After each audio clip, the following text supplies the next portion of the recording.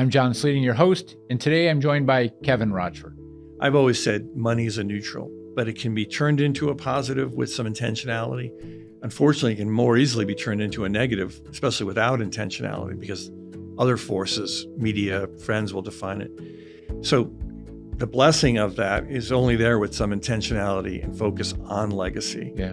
I had one large firm be very clear. Everyone knows them around the globe. Everyone knows their buildings, and they'll tell you they can't get return phone calls from their own people in New York because they're so big. And so, yes, they have everything possible under the sun for a family, but if you can't get it, you can't get it in a way that's meaningful, if you can't get it proactively, what's the value to the family?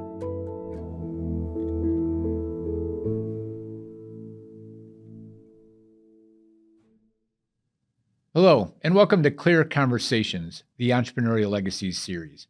I'm John Sleeting, your host, and today I'm joined by Kevin Rochford. Kevin is an industry veteran. He's had international experience, both across Asia as well as Europe, leading organizations here in the United States. He's got institutional experience. He's got direct family experience. He's joined Clearwater Capital as Director of Family Office Services.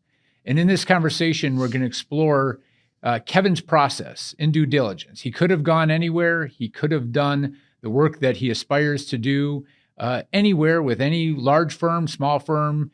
He had all kinds of choices, but he chose Clearwater Capital. And in this conversation, he's going to share his due diligence process, his understanding, his exploration, his discovery, the learnings, his inspiration, and ultimately why he, his wife Julie, together as a family, have basically gone all in on Clearwater Capital for the benefit of service above self, for the benefit of serving families to the greatest extent possible that he can, and having the odds tilted in the family's favor, not just because of the fiduciary standard, but because of his mindset of service, his thoughts around hospitality, his thoughts around technical expertise and the competencies that he can bring to families from the team that we've built at Clearwater Capital and continue to grow and expand for the sake of our families achieving the outcomes and building their legacy. So this is going to be a fantastic conversation with Kevin. I am thrilled to have Kevin as part of our team and to be able to serve families together with him into the future. And I look forward to you getting to know him through this conversation. Kevin, I'm so excited to have this conversation because I'm so excited, as is our entire team at Clearwater Capital, to have you join our Clearwater Capital team. Right. As I come into this episode, I think in the end we'll title it Choosing Clearwater Capital. Because although we invited you in, with the offer to join the team, you chose to come to Clearwater Capital, and you could have gone anywhere. And so in the duration of our time together, I really want to spend the understanding, right, to help people understand you got behind the curtain, you got behind the scenes. Right. We've been talking for months to come to this time for you to join in the new year. And you have a glimpse. You did your due diligence, right? Mm-hmm. You went all in terms of this decision in choosing Clearwater Capital, and we're going to want to talk through that. But before we do, I want to start with the theme of this series, entrepreneurial legacies, and people having that entrepreneurial spirit, and what legacy means, right, during our one and only life. And so again, welcome.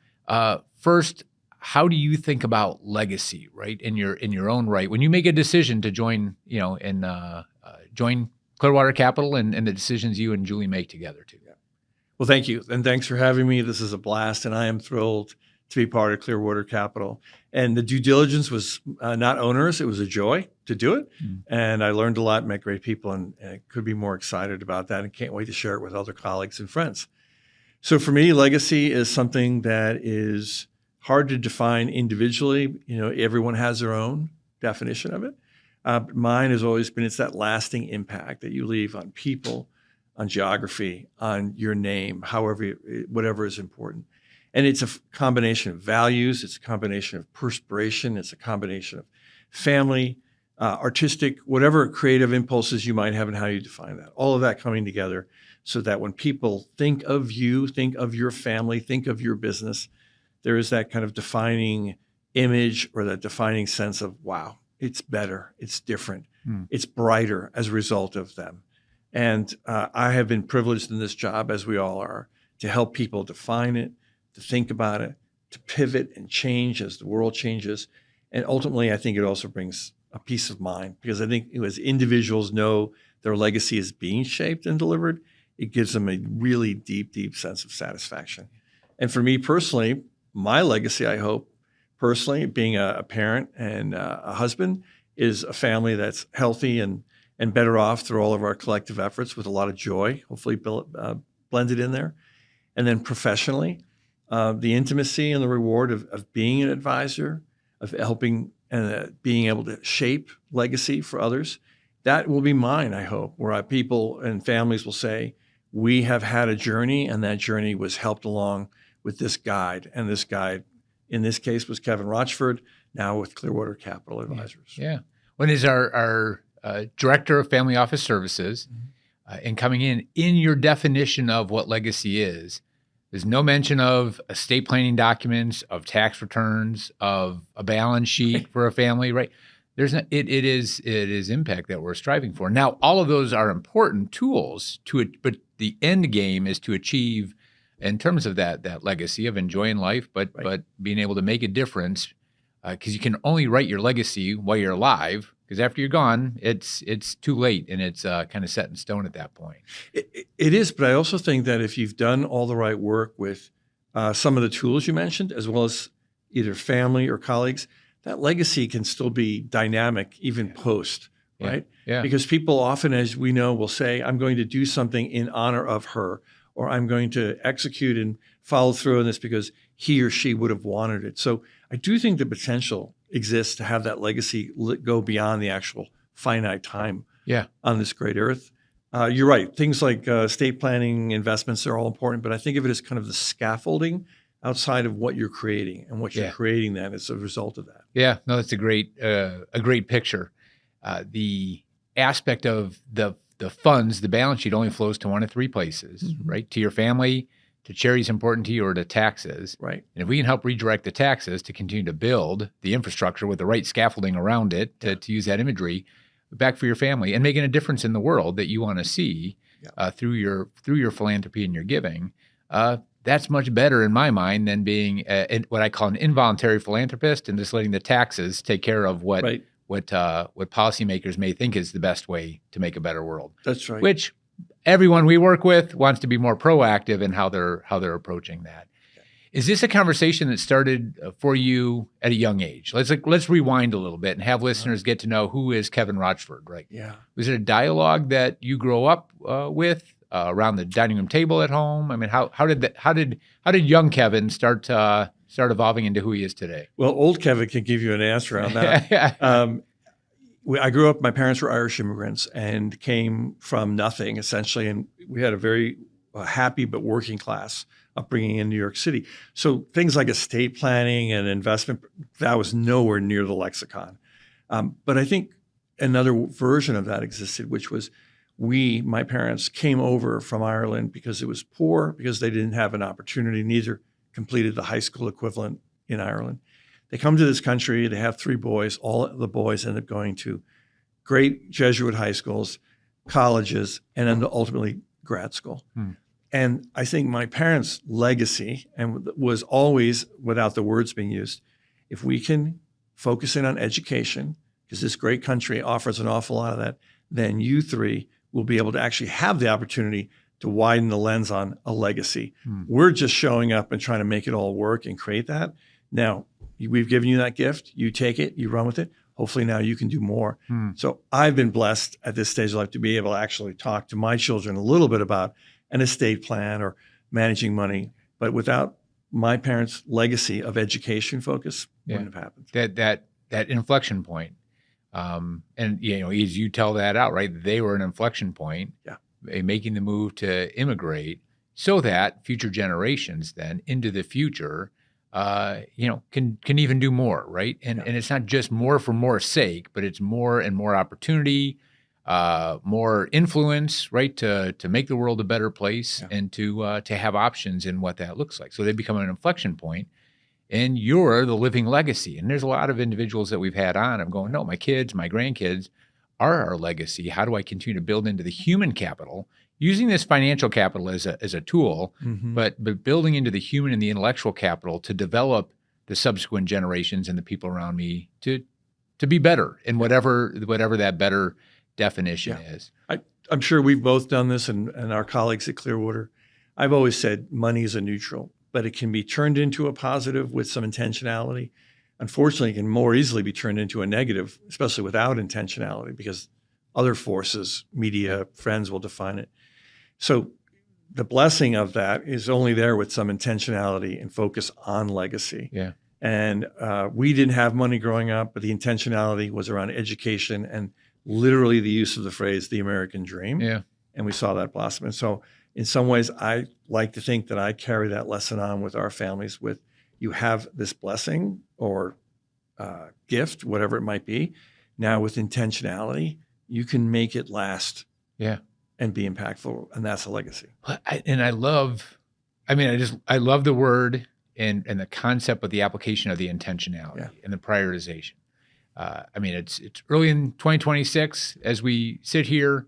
Way too many people throw around their New Year's resolutions, right? Coming into a new year. That's not what we're talking about in terms of people giving up on it. But the setting of priorities in your life of what you are going to be intentional about, how are you going to make a difference in the world, is something that needs to be explored individually, with individuals, families, and how they're thinking about their business partners. What are you actually focusing on to make a difference? I think one of our roles, it's kind of funny, I just read that January 9th is something like officially a Quitter's Day, because statistically, that's when the vast majority of folks who make commitments have already broken them. They've already broken them, right? So that's not a great track record. I would say that I think one of the key roles for an advisor is with building intimacy and trust, which takes time with your clients, but the ability to lean into them and remind them that time isn't always on their side. Particularly entrepreneurs, I think, because one of their many gifts is they're very good at intentionality and focus and execution and control, but those skills don't always translate to life. Yeah. Right? Life happens. And I think one of the most important things we can do is to remind them that some of the things they want to get to, but they're not getting to, we need to bring that more forward into their decision matrix, because God forbid something happens that's negative or outside their control that gets in the way of executing that. Yeah. But that only comes from building that trust and confidence with a client, right? Yeah. Yeah, absolutely.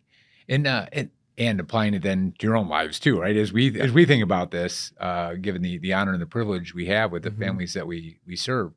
So you mentioned your early years. You also mentioned your higher education, being plugged in there. What is your early professional life? What shape did that look like?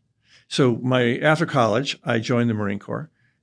You're a Coast Guard Academy graduate, so we both share that heritage. And part of the reason I did it was in my family. It was literally the sense that we had the American dream, and it was real and it was there. And my dad had been in World War II, never talked about it. But so there was an element of giving back. Also, I think a lot of folks, and again, you would know this, have a certain level of their DNA. It's about service. They just feel a need and a deep satisfaction from serving. And so for me, that came naturally. There was probably a little bit of a selfish element of, if I have the right uniform, I might get my dating life might improve. That didn't happen.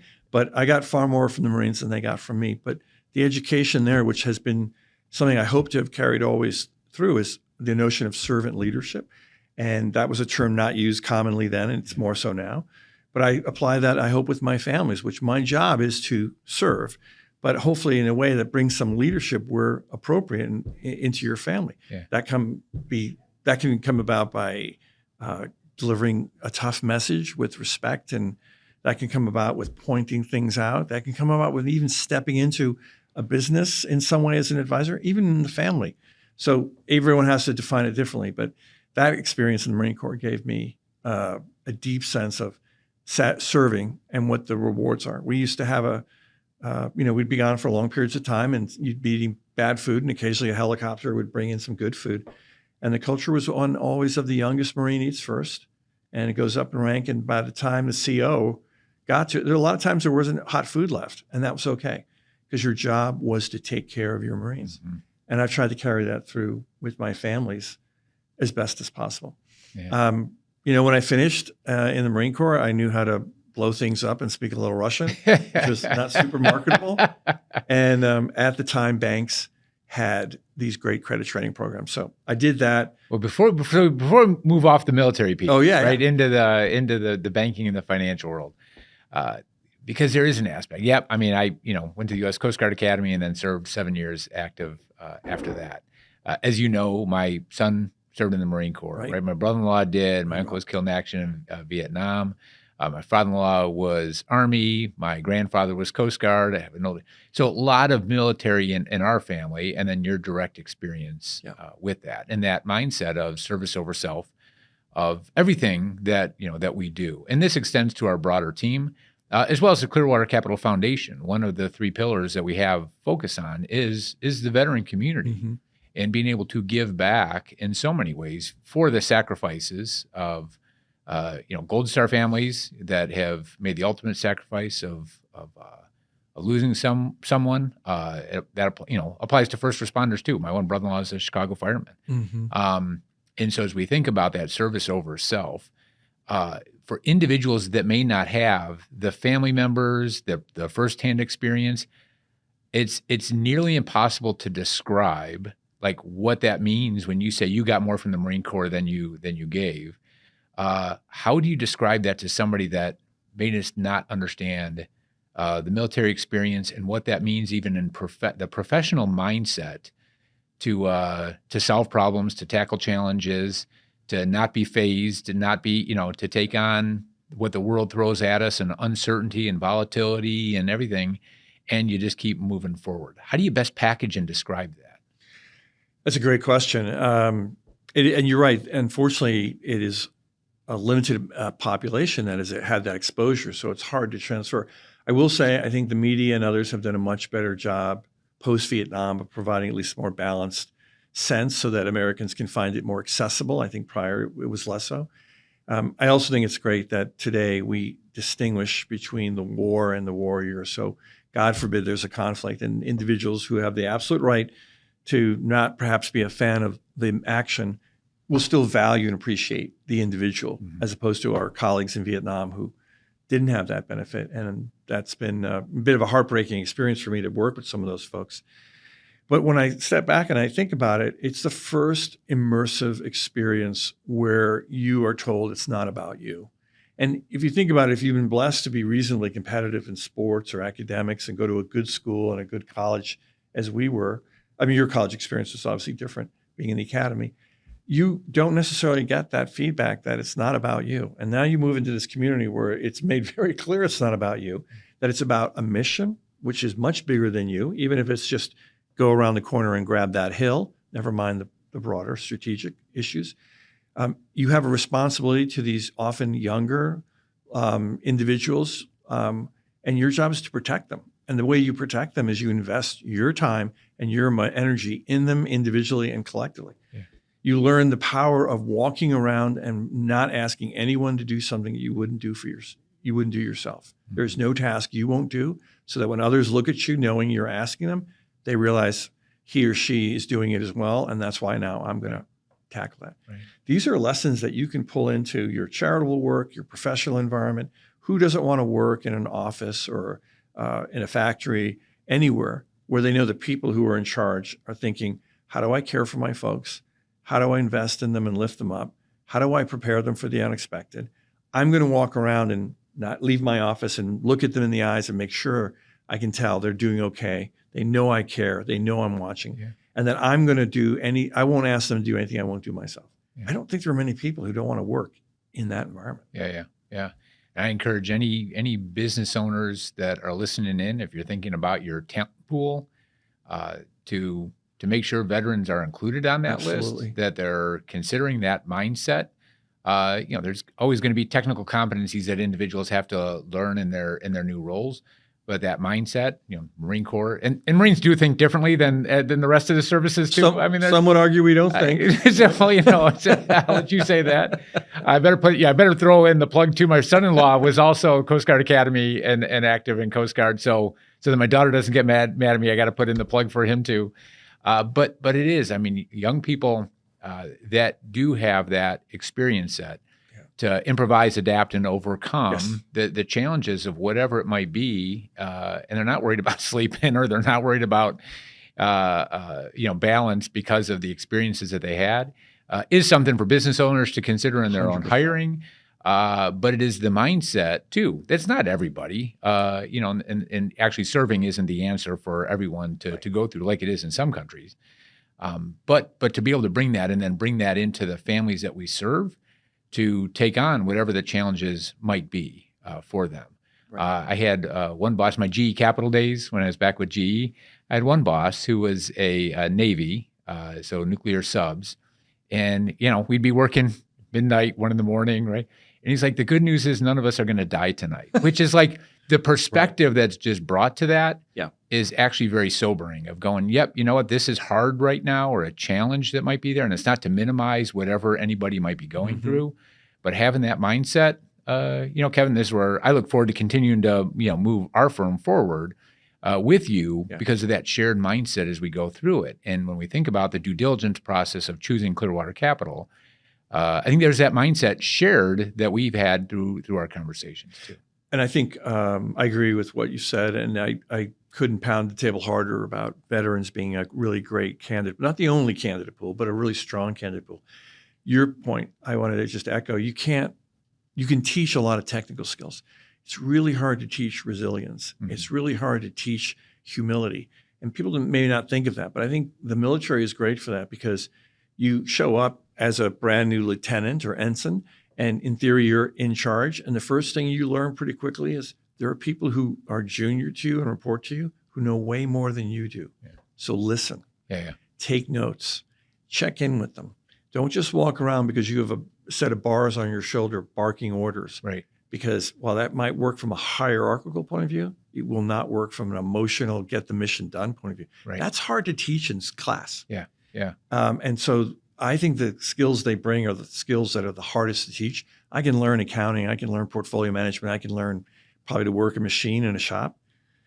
Knowing that, learning humility and just focusing on getting it done, that's not easily taught. Yeah. Yeah. And then getting the talent around us. We'll come back to even the way, we're set up with Clearwater Capital and our centers of excellence in what they do, that we have younger team members in, compared to the two of us, I'll say younger team members in that, do know way more, right? And surpass, which is exactly what, your parents wanted for you, and your siblings and the next generation of what you want and what I want for our kids. We also want that in the team members that we have, that they are becoming excellent, technically competent, and people of good character as they move forward. Because I don't want to know everything about our financial planning. And I don't want to know everything our CFPs know, our CPAs know, our CFAs know, or I don't want to know that. But how do we then bring that all together to turn around and serve the families? Those are the sort of things that just get ingrained in you and built into you from your time in service. And I think just echo, I think our families want that because in a world that's only getting more,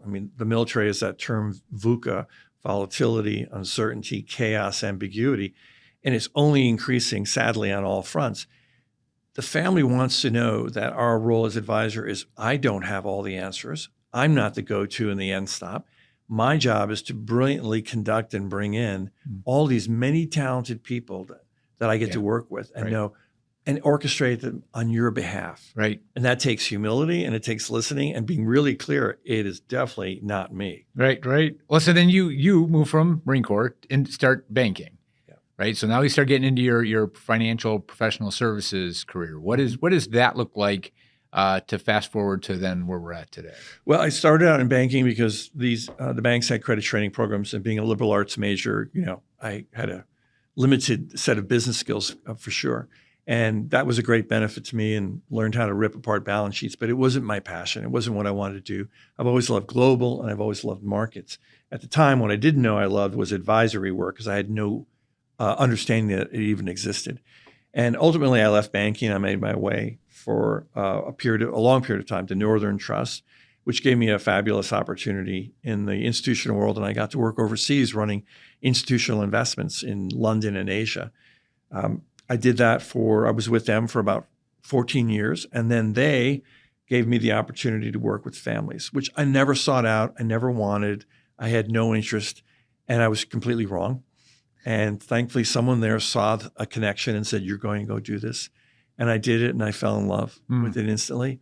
And while initially I had clients that were large central banks and pension funds and big numbers and a lot of fancy documentation, it wasn't the same as an individual's personal story legacy, right? And then I spent another 10 years or so at Bessemer Trust. And these firms, what I loved about them, and I'm grateful to this day, high integrity, do the right thing, focus on the client. And I think I'd always been that's always who I was. But it was wonderful to be fortunate to work in circumstances where that's the culture. I'm a huge believer in culture, both as a way to get the work done, but more importantly, to serve clients. It's one of the major reasons I chose Clearwater and was excited to be accepted is I knew what the culture was, both internally as colleagues, but also how we show up for our families. And so I hope to mentor other folks building a career to be really careful that you don't look at what the dollars are for your opportunities. Look at what the culture is and where you're going to thrive. And then the dollars will take care of themselves at some point. But go where you're going to be mentored and groomed in a way to just be your best. And I was fortunate to have that experience and the introduction to families. When we first met, one of the first things you did when we first met was give me a copy of the book, Unreasonable Hospitality. I started reading it. I have not finished it, full disclosure. But I love the aspect of the difference of service being in black and white and hospitality being in color, right? In Technicolor. We're both old enough to know what a black and white TV looked like, and then switching over to, in Technicolor. You have to start and what that meant. dating us, John. I know. Sorry. With age comes wisdom, supposedly, right? And where we're at now. But that imagery then of going from black and white into color, how do you think about that unreasonable hospitality that you learned versus service? I want to compare and contrast that. Then I want to talk a little bit about global markets and institutional to then family. But let's start there. Yeah. I think if I translate, to me, service in the black and white is just about execution and meeting deliverables and getting things delivered on time. And that's perfectly acceptable. And but that's close to the minimum, especially in our business where the evolution is rapid and changing. And I know our firm has a philosophy about what wealth management 3.0 looks like and where we're going. Service is a 1.0, maybe 2.0 level of activity. The color opportunity, the client experience is where now you're taking whatever the information is and you're making it intimate and relevant to the family. And if you think of a couple, you have three constituents there. You have the one person, you have the other person, and then you have them collectively. It's three different. So delivering information on time and accurately is a minimum, and it's important, and that's good service. But in my mind, the financial services equivalent of hospitality is saying, I have this information. I want to make it available in a way that's uniquely relevant to you, and then the collective you. And if there are children, obviously the collective you is even bigger. When we last client survey that we did, our net promoter score came back as an 86. It was all done through Family Wealth Alliance. So the research that team that they did in conjunction with Bain in putting together the survey information and that package that we leveraged. So extremely humbled by that kind of feedback. The other part of it then was the hierarchy of thought that they brought to it, where you have service at the very low end, right? The table stakes side of it. You've got to be doing a lot of these things really well. And then how you move up this hierarchy of needs, the value equation that's there, and moving into categories that we consider life-changing value. And the feedback we got on those items is usually meaningful. We have to do all of the competency areas extremely, extremely well, and yet to be there. And one of the items that you mentioned to me of like when you've become a family's confidant, their true advisor. If I recall correctly, you said when you get a call on a Saturday and it has nothing to do with money and the wealth management and the plan that way, it's about life circumstances. Right. How does that? How do you get to that point? What does that mean? What signal does that send to you? And how do you engage families in order to find yourself in that role? Well, I think part of the way you get there is early on being really transparent about what you do well, and you're passionate about as a firm and an individual, and making sure that there's that alignment, right? this, and I'm going to steal this from you. I think you said something along the lines of, I love what I'm doing and I love my role. I'm not always love my industry, right? Yeah. Yes. Right? And so it is an industry that unfortunately has put often a premium on selling and convincing and growing for the sake of growing versus what we're doing, which is we're going to grow. We're going to grow in a way where people with an alignment of values and alignment of interests want to be clients and we want to serve them. Yeah. And early on, once that match is done correctly, which means saying no to families, but it's in their best interest and ours that we say no, then you have an immediate base for building trust and confidence. And that comes with humility and listening. We've talked about humility. And, some families will open the kimono pretty quickly and say, come on in, and that's wonderful. Others will want time. Other families will operate very differently. I've had a couple where the man was a private equity executive and wanted you to talk numbers in the first 10 minutes. And his partner, that gentleman, didn't want to talk numbers for the last 45 minutes. And you have to adjust. So when you do all of that and you build that trust and confidence, then you get to a place where you get that phone call. And that to me is the most deeply satisfying part of what we do and far outstrips economic benefits because another human being has looked at you and said, I know you care. I know you know us. Yeah. I know you are invested in us. I have an issue that I'm just going to put on the table and it has nothing to do with your marketing literature. Right. But I want your opinion. Yeah. There's nothing more satisfying than that. And my view is if advisors generally don't find that's what rocks their boat, they probably shouldn't be advisors. Because otherwise you're just building models and pushing product. Yeah. And that's not what we do. Yeah. And that's not what we do. No. It really is not fiduciary is a baseline, right? We don't sell anything.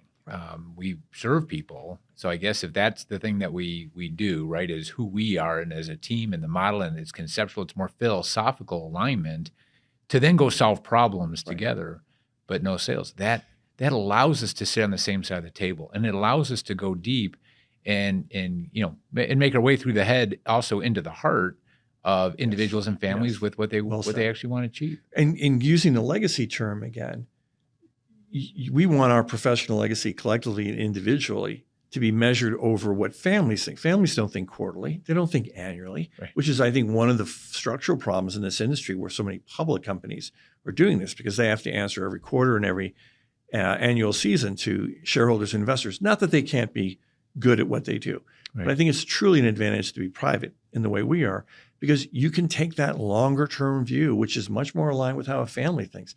And if a family is looking at its legacy over 5 years to 50 years, well, then I think our legacy should be somewhat similar in match, which means we may have a period of time where the growth isn't what we want because we're cultivating and curating relationships with families that will be there in 20 years versus I've convinced John and Melissa to be my client. And 18 months, 24 months from now, John and Melissa realize that's not what we wanted. Yeah. And now we have this parting of the ways and it's been a loss of tremendous opportunity. Right. That is not a tempo that most publicly owned, and I would argue even most wealth management firms operate with. Yeah. And that's why our team is set up to have the centers of excellence and have multiple individuals working on family cases so that whether you're traveling and the family has a need, the family's next generation family members want to be talking to somebody else. When I say next generation, I don't just mean 20-somethings.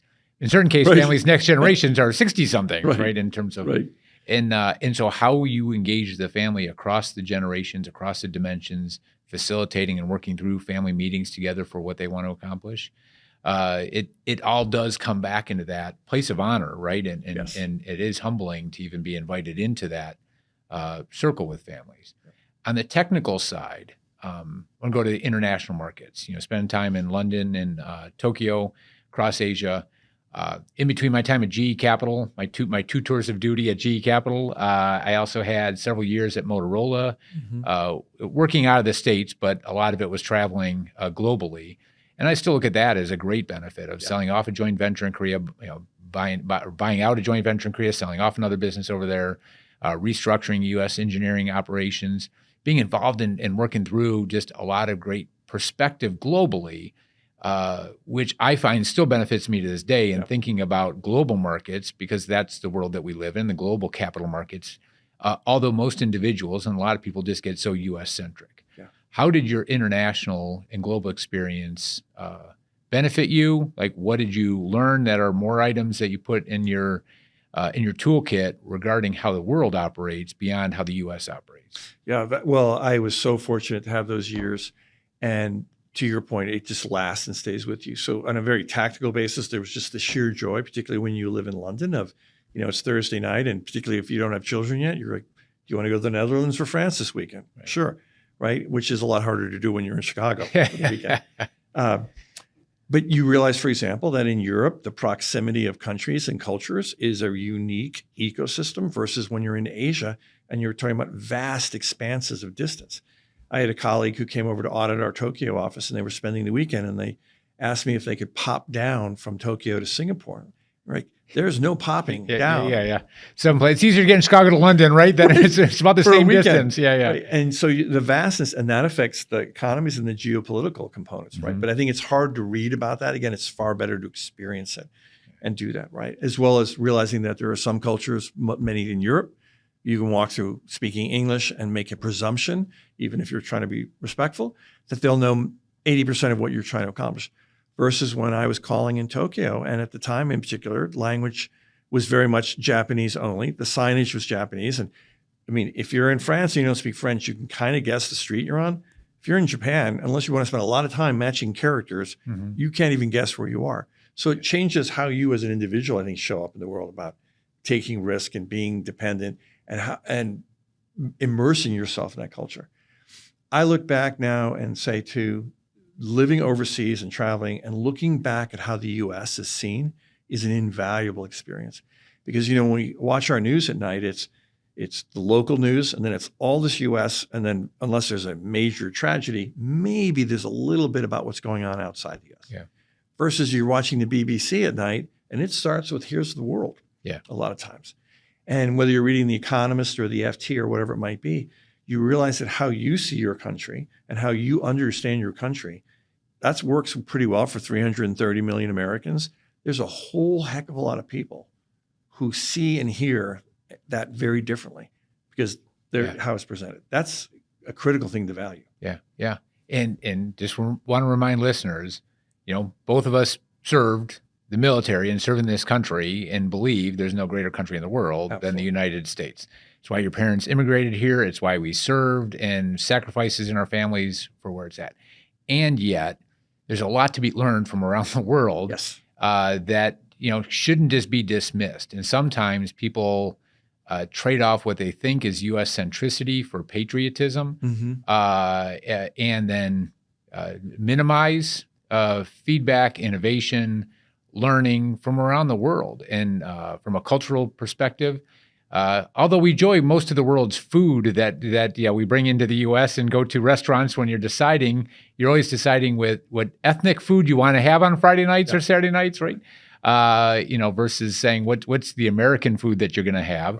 Right. And yet sometimes I think U.S. centricity limits people's knowledge and understanding and wisdom. And this is going to be something we'll talk a little bit more about, this moving into the age of wisdom versus just knowledge. But having that experience set, I do believe is enormous. And one of my daughters and grandkids live overseas. The traveling that the kids do that we also enjoy is just a great perspective. And yes, I'm also very happy when I get home and come back to the United States. There's nothing like being, especially if you have the benefit of going to a country that isn't as well developed as the United States, and you're in a country that is still forming, whether it's in Europe, maybe somewhere in Eastern Europe, and a couple of years ago, especially, or certain parts of Asia or Africa. And it's a privilege to see those countries on their trajectory, and often they're taking notes from the U.S., notes of what they want to do, sometimes notes of what they don't necessarily want to do. Yeah. But you come back here and you realize, wow, we are so extraordinarily fortunate. And I think it was Warren Buffett or someone, who said something about like, just being born in America is like a head start. Now, I realize it's not necessarily for every person, but in general. Yeah. Winning what you call it, the genetic lottery and things where you end up. Versus, so moving from international, so your institutional experience and how that benefits you then working back with families. Yeah. I had a little bit of that same experience when I was transitioning from GE Capital over to Clearwater. And yeah, when you're dealing with, billions, tens of billions of dollars in terms of the operations of portfolios, how you're thinking about things, to then working with individual families that end up, bringing in more emotions, right? Yeah. Hurts, loss of passing of family members. But there's a lot to be learned from being in the capital markets institutionally that's brought back into families. What do you look at and say, yeah, here's the best areas that have really translated for you and how you're taking that learning and applying it? I think there's two or three. One is certainly there's a rigor that I think in a lot of cases, private firms like ours have caught up to, but certainly until recently, institutional rigor around looking at investments and risk was very well defined and really limited and checked emotion. Some of that was structural. It's not a person's money, but some of it was also having consultants and other, very well laid out programs for how you talk about investments and make decisions. I think the wealth management industry over time has been bringing some of that over so that, there's an investment policy statement for a family, something that we agree on. So when times get really difficult or out of whack, we go back to it and say, this is our bedrock. We agreed with a long-term view. This is what we're going to do. The world has changed. Now let's calmly look and go, do we want to adjust that framework or do we want to stick with it because that's why we put it together? I mean, I think we all know the statistics are terrible. There's so many Americans, particularly in these mutual fund structures, without the benefit of good guidance, sell low and buy high. Mm-hmm. And you just see the data that shows over time a very modest gain in their wealth because selling low and buying high. Yeah.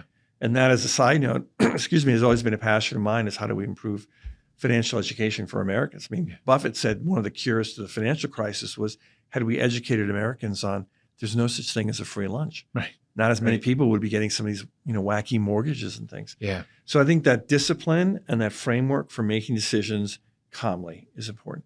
I think the other thing is and I think this still exists, the institutional world tends to experiment with capabilities that initially are vetted and experienced there, and then over time are refined and make their way over to the private world. The best example I can give is alternatives. I think the institutional world was way ahead. And obviously, as time grew and as individual wealth levels rose as well, things like private equity and hedge funds became not just institutional. Yeah. Now they're everyday discussions, with a lot of our families. So I think if you want to see a little bit of the future of portfolio management for wealthy individuals, you look at the world of institutional. Yep.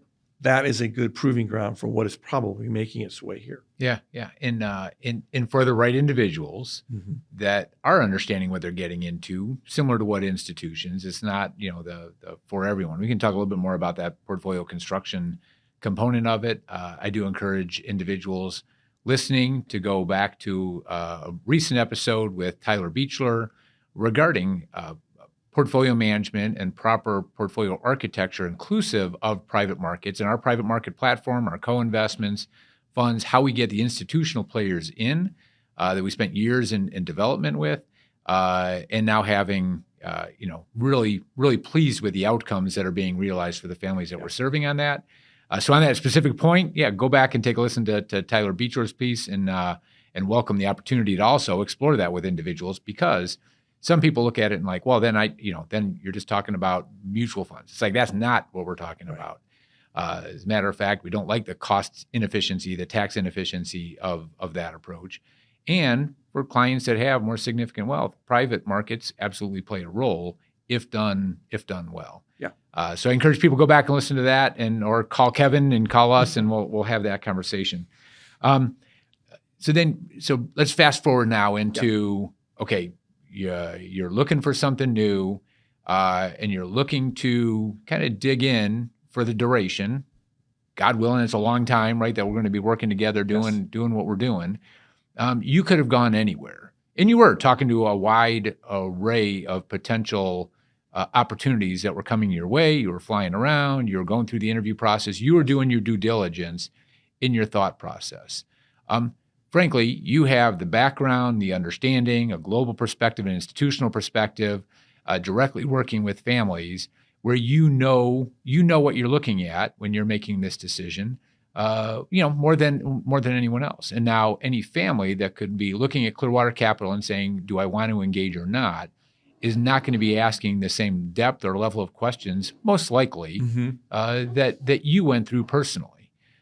So help people understand your process that you went through, and then you saying you're kind of all in and pushing the chips in the middle of the table here to say, yeah, Clearwater is the right place for Kevin Rochford.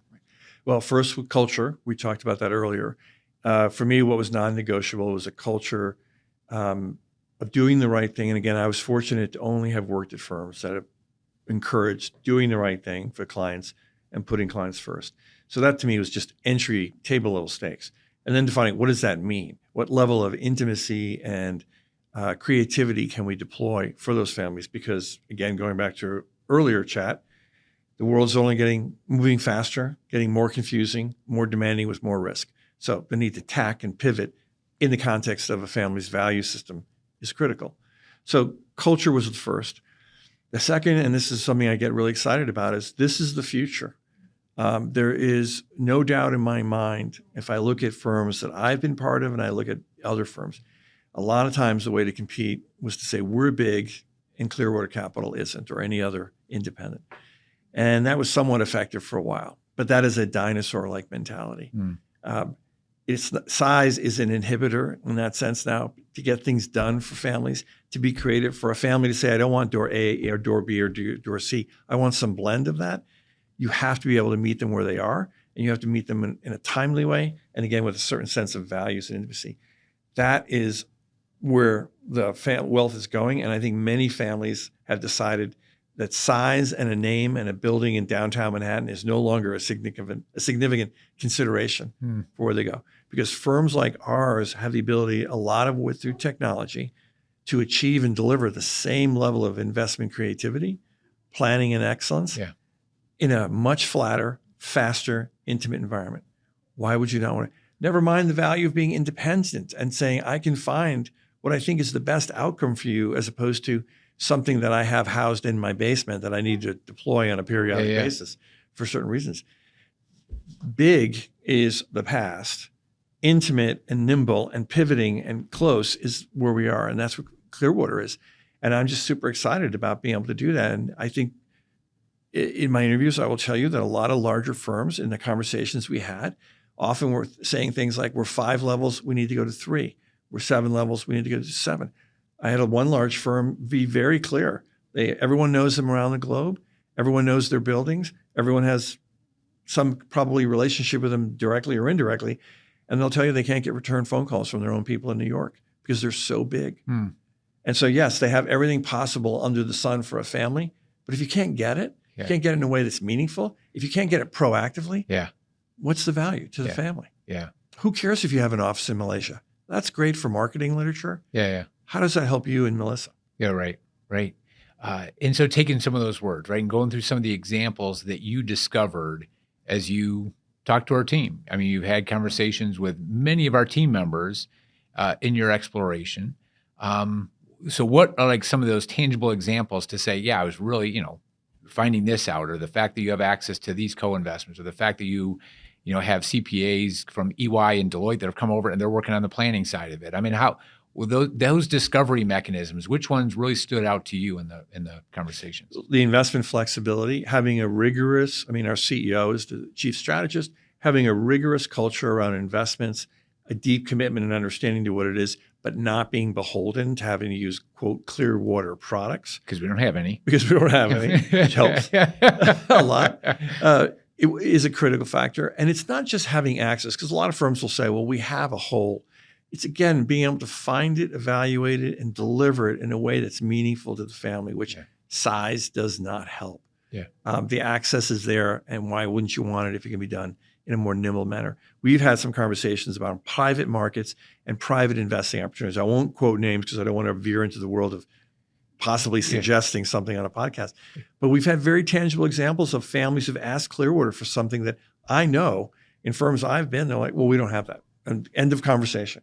But we have been able to deliver it to them. We have found a way to get them connected to that, right? I sat in a planning meeting with our team where we're using some internal brain power, some external state-of-the-art software, and we're needed a really valuable set of third-party partnerships. So if it's not available in-house, no lack of humility to say, we know where there's some experts who have our values. Yeah. We know them, we'll get them, and you'll get that level of answer. Yeah. Insurance being a very specific example. Right. I've been in firms where we won't provide any insurance help because we don't want to alienate the insurance industry. I still haven't wrapped my head around that. When a family clearly needs some risk management guidance, and instead of saying, I'll give you the name of 3 brokers, good luck, call me back, being able to say, we will shepherd you through this. Again, it's not our product, but we will shepherd you through this and be accountable for the experience. But the technical excellence and delivery will come from whoever you and I and the family think best can deliver it to you. Yeah. Well, I think the risk management services manifested a lot through insurance. Takes time. I mean, it's another industry that's kind of like, okay, that could be approached really wrongly, or it can be approached really well. Now we don't do that in-house, but our general agent relationship that we have doesn't represent an insurance company. Yeah. So we've taken life insurance trusts, key employee policies getting in place, basic term insurance for individuals, and if needed, it gets shopped. We had one individual where it was because of a prior cancer, their own carriers deemed them as uninsurable. So we took it to market and had all kinds. We had it from uninsurable to standard rated coming back in order to get the best premium with the strong carriers and highly rated. And I think that's just a great example of saying, there's a lot of this that we don't even want it in-house, right? If we're that CFO back with the family and how things are operating, and we can reach out to all kinds of experts to bring them in. It's part of our membership of the Family Wealth Alliance and bringing in experts on all kinds of nuanced little areas that we wouldn't want to insource all those capabilities. And same with attorneys, right? We have estate planning attorneys, all over the country. So we can't bring in all the attorneys on the estate planning side of it, let alone now if we're going through a transaction, well, what's the transaction representation look like that's different than the estate planning expertise? Yeah. We don't want one attorney or a few attorneys that are trying to play all these roles because we don't think generalists can solve that. Let me give you an example. I forgot about it the first time, but it's an example that I love, that's so compelling to me. I know we have a family, it might be a family that you're particularly involved in, that's a 9-figure net worth. And we provide them a scope of advice, but they don't actually invest a lot with us, certainly relative to 9 figures. Well, again, a lot of firms are, I'd love to help you, but if you can't put X in my account to invest, there's nothing I can do. Clearly, Clearwater has said, well, it's not about how much you can invest in or via us. It's about us being your advisor and giving you a holistic view. Right. And we'll work a way out that we're fairly compensated, but we can be with you on this journey, a journey that it doesn't fit any standard model of compensation that most firms would insist on, right, which is about them being paid, not about serving the client. Right. And we found a way, you found a way to say, we're here to serve you. We'll figure out a way to make it work economically. Yeah. Yeah. There's I just yesterday having a call with a family, and they're acquisitive. Talk about private markets. Well, most private markets, a lot of our families, it's their private direct investments. It's their own companies, right? It's their own real estate, it's their own companies. They already have those, and they should be thinking about that from an asset placement inside and outside the taxable estate of what role that asset plays, and then right, how we manage that. But if it's all illiquid in their businesses and they're acquiring and growing more businesses, they don't want our only advice or recommendations to be sell your company so I get assets under management. Right. Doesn't make any sense, right? And so if you have some liquidity that we have as assets under management, but you're still planning for the totality of your balance sheet, which we all are, right? We're planning for the totality of our balance sheet. Then you have to plan for it, right? The IRS doesn't look at it from an estate planning viewpoint or estate tax or death tax and how that all, figures into the math. They don't look at it and say, well, what are your liquid assets versus, your other assets? No, they want valuations on everything to figure out what taxes do at that point. So the only way for families to approach that is to be alongside them. And oh, by the way, if they do have a liquidity event that we're usually working with the families going through, then assets under management are also dropping in. So that AUM fee, traditional industry-wise, but the retainer component of that, of how we bring that in to serve families in terms of the overall revenue that Clearwater receives, but the clients are also happy to pay for it because they're getting feedback now and they're getting the good insights and strategy that's just more broadly. I think that gives flexibility. Sorry. Yeah, that's good. I just get excited on this. I do too. That's why I'm saying. I think one of the scourges of our industry is this asset gathering mindset. Mm-hmm. Again, going back to what we talked about, bigger is better, more is good. Well, that's all from the perspective of the firm and its internal economics. Right. In the world of investing, rarely an unlimited amount of money is a benefit. The best investors decide at some point to stop taking money because they realize they can't invest and do it well after a certain point. Yeah. But that means saying no to short-term dollars. Right. Widening the lens, firms coming up alongside families going, I'd love to work with you, but unless you can feed my asset gathering need, right, I just don't know a way to do it. I don't want to do it. And I will just go chase assets somewhere else, right, which leaves a huge gap, a gap that we're filling. Yeah, yeah. And there's, and playing the long game allows us to also be, patient in putting the client first, where it's not just in words, but in actions. And I still look back on, there was a family years ago that contacted me, and they're just like, I'm just really feeling compelled that I need to make a 7-figure gift to charity this year. And how do we best do that?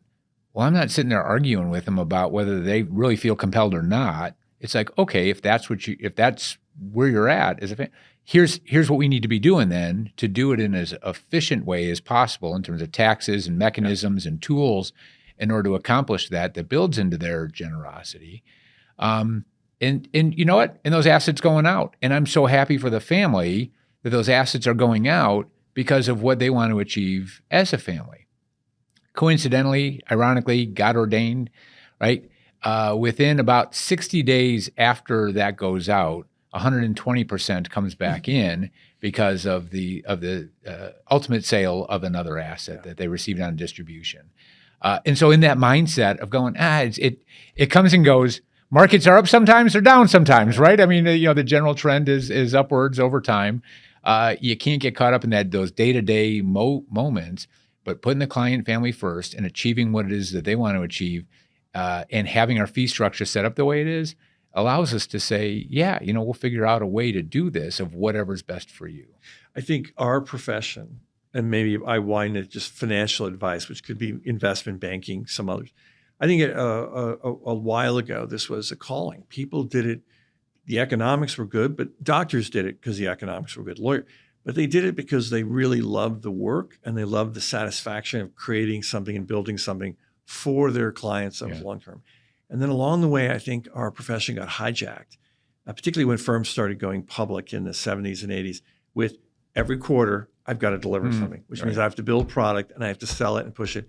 And I don't have to worry about the long-term implications because I need to book the revenue.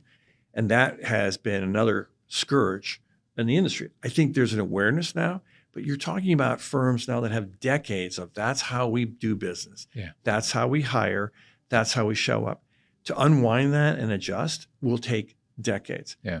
That's why so many good people have left large firms and come to a Clearwater Capital to say, I can't wait for my firm over the next decade and a half to figure this out. I need to go somewhere where a good group of people are coming together right now to say, I want to be operating again like it's a calling. Yeah. Yeah. We talked about the David and Goliath.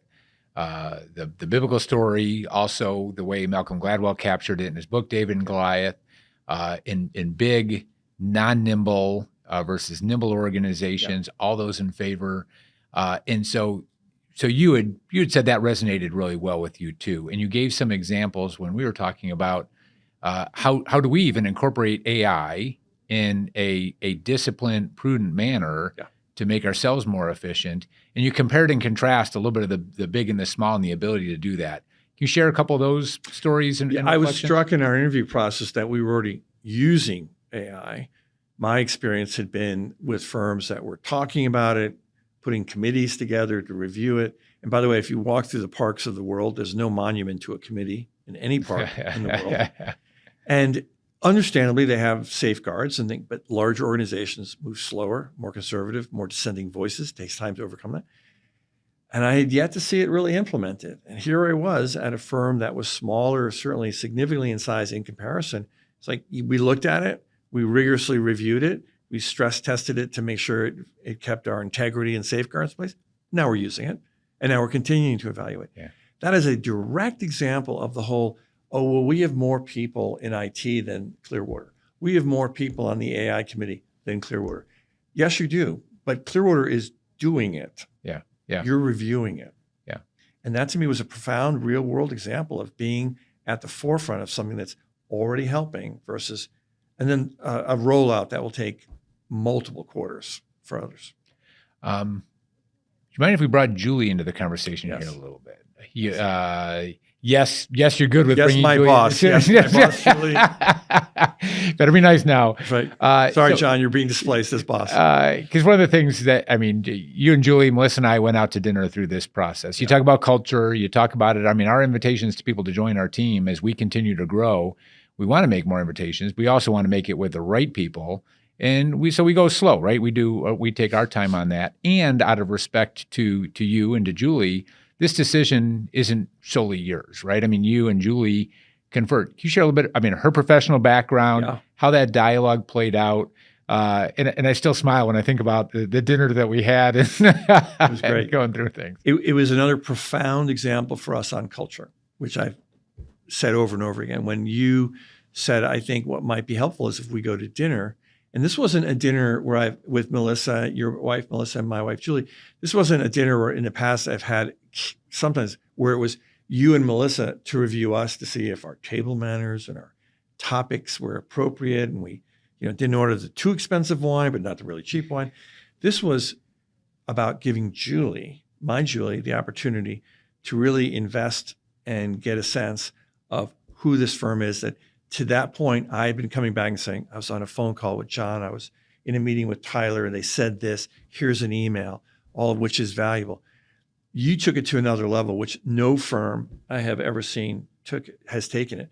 I've been at a firm where we took candidates to dinner, but it was for what I said. It was to evaluate their social skills, not to give them a chance to get to know us, and certainly not the spouse. My wife, my amazing wife, best thing that ever happened to me along with my two boys, had a career in HR and then ultimately talent acquisition. So she's really good at asking questions. Yes, she is. She's very good. So I warned you. And the way it turned out for the listeners and the viewers is right after the entree was served, John, you kindly said, all right, Julie, one of the things we're here is to give you time. And Julie pushed her plate back. Melissa and I kind of pushed back from the table. And Julie just started asking you questions as if you were applying for something. Yeah. And that meant the world, not so much for the quality of the questions and answers, which were great, but it was her agency, her sense that this was a journey that the two of us were going to be on, which also translates into when they say they do these things for families, do they really do it? Well, if they're going to give us as potential employees this same opportunity, of course they're going to do that. For family. If they're going to make sure our family's values are lined up so that Kevin can show up and hopefully do good work, of course, they're going to make sure that their values are aligned with the families so that it's a good long-term relationship. So it was huge. Yeah. It was, and I do smile. Because I just love that. And the asking of questions, and engaging in conversation and getting to know amongst ourselves, and the team members, but the families that we're serving, it is deep relationship that we want to be doing for decades and generations into the future. Yeah. And how we're executing and operating in that way. A special moment for us, I will say, was when Melissa laughed and said, I guess in your family, you are often the inquisitor. Yes. She took great joy in watching you. Oh, she did. I think the two of you joked that the two of you and Melissa were going to leave and go to the bar and get a drink, and then Julie and I would continue on, right. Which is fantastic. And so when you take the totality of your due diligence, your hopes to serve families and continue to build that into the future. How would you sum that up for families that you are going to be reaching out to you and having conversations with you? I'm guessing one of the first things is them even listening to this. How do you sum it up to say, here's what you discovered and here's what your hopes are for those families that might explore being served by you and our Clearwater team together? I discovered and am fortunate to have found a firm where the culture and the values are deeply ingrained, literally in the DNA. If there's a cellular component to Clearwater Capital and you pull that cellular component apart, there is clear values and there's a clear philosophy, and not something that a marketing team, all due respect to our marketing colleagues, came up with because it was catchy and sounded good and would look good on paper. No, something that is felt. Everything from the intentionality of the office. You literally, I hope people will always join me and come to the office, because it's the first time in probably 3 decades that I can prove to a client or a family or a prospect or a colleague in the legal and accounting space, this physical construct reflects the values and how we want to show up in our world. The transparency, the engagement, the diversity of people, the use of a puzzle and a completed puzzle, all of which is too much to bake in here. You know what I'm saying? Yeah. But it's not often that you can actually say, come to the office and you will see and experience this cellular level value system that I'm talking about. That will make it very easy for you as a family to decide if it's what you want. Because if it is, you won't find anything like it elsewhere, because every person who's come on board has adopted it, embraced it, and lives it. And if it's not for you, that is a great thing for us to discover together. Yeah. Because then we can make maybe introductions for you to somewhere else that's more appropriate. You will have ultimately a good experience, which is what we want. We will have a good experience not having brought on a client and probably invested time and then found out we were misaligned. Yeah. And that's a win-win.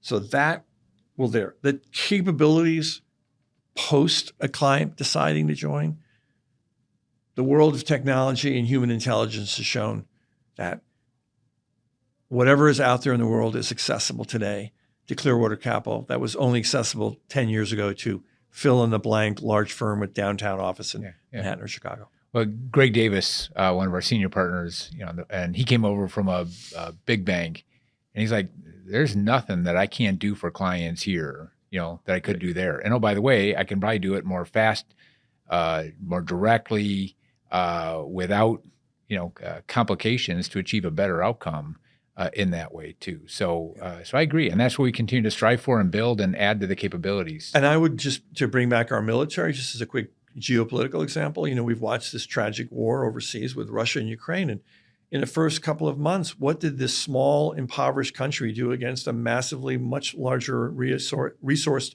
entity? Innovation, flexibility, allow them to use $200 drones to alter the state of war, not just in that ecosystem, but around the world, where our own country, our own militaries now have had to step back and go, whoa, bigger isn't always better, faster, appropriate. Yeah. That's what Clearwater is doing. Clearwater is redefining the space. And I look forward to sharing with families and clients this notion of wisdom, what that means, or wealth management 3.0. Yeah. So as we start winding down our time together here, a little bit of a rapid fire as we go through this. So we'll keep it tight. Okay. Doesn't have to be single words, but we'll keep it tight. Best book you've read most recently? Most recently, Chernow's biography of Grant. Grant, I think, is an underappreciated president. And I have the time in my job search to do a little bit more of that kind of reading than I do when I'm working. So I'll answer with unreasonable hospitality. I'm still in process, Okay. right? So, favorite destination for going on a holiday? Anywhere in Italy. You cannot find in our family a better, and I love Ireland and I love my Irish roots, but food, people, history, scenery, weather, it's got it all. Yeah. Ireland's a close second. You've been engaged and sit on boards now. What are some of the organizations you've been involved with and are involved with? I try and do work in spaces that are way different from what I do for a living. So the Newberry Library here in Chicago, an undiscovered gem, a global research library that's open to people 16 and older to come in. A deep history on genealogy, civil rights, Native American. And it's just incredible commitment to the humanities. And I do think the humanities in the last decade have gotten a little underestimated.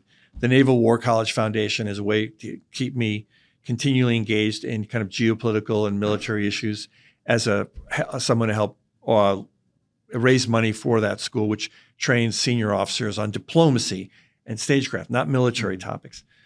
Theater, I love theater. We love theater. And Chicago's been blessed with a really good theater scene. So I try and be in these spaces that are very different from what we do, not just because they're personally rewarding, but I think it helps make me a better advisor. Yeah. Because it opens up my lens.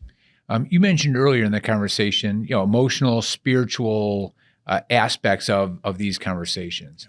You think about spiritual in your faith. How does that influence your thought process and the way that you're serving? Maybe not too differently than your military experience. Yeah. And you meet clients where they are and all these things, and some clients will want to know all this, some clients won't, and you adapt. But Julie and I are Christians. Julie has an amazing faith. I've been, as Paul said, kind of a wretch on my journey and have continued to make that journey. But one of the things that's been so important to me is knowing that if I do the best that I can and show up humbly and, again, serve as a leader, I mean, he was the ultimate servant leader, then I will move after this life and look back and hopefully be seen as I did serve well. I left the world a better place. I took the gifts I was given and I made the most of them, hopefully. And if I can achieve all that, then that's a big win. And if my two boys take anything positive out of that, then I'm back at having a legacy that's okay. What's your golf index? It is frighteningly, I'm not sure it's tracked at that level.